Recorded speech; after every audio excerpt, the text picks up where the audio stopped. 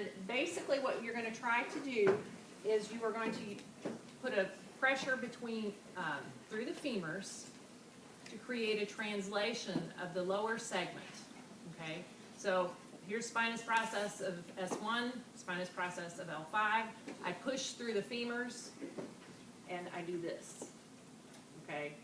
Now, it shouldn't do this.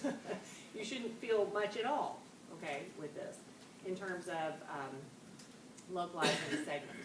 Now, what Olson doesn't mention, and what I've seen and learned, and I do clinically, is I will actually forward bend just to that segment, okay? Do it like Olson does it for the practical. I don't care. I'm just giving you a clinical tip that I use, okay? So I'm going to come down on the spine. I'm going to find L5S1 on him.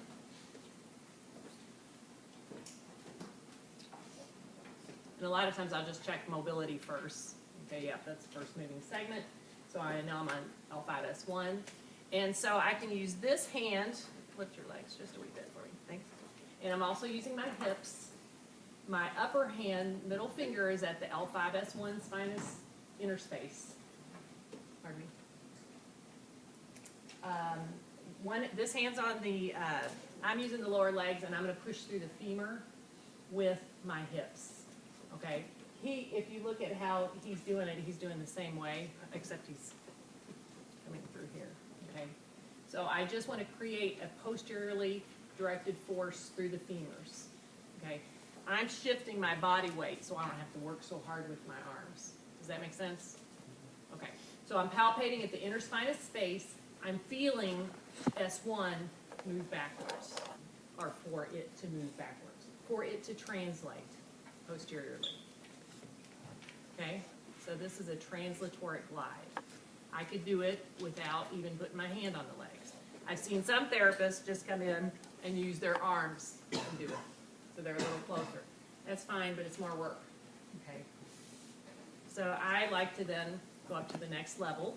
It's usually L4-5. I don't usually go up above that for translation. And then I do the same thing. I'm just feeling for the translation, hopefully the lack thereof. Okay.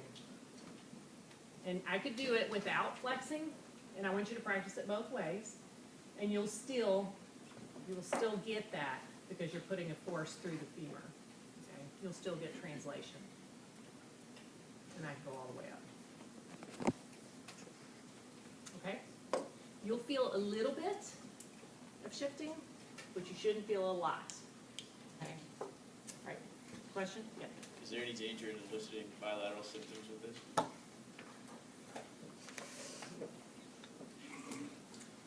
No. If I were doing anterior translation, potentially it could. I never have. I've never elicited symptoms except discomfort where I was.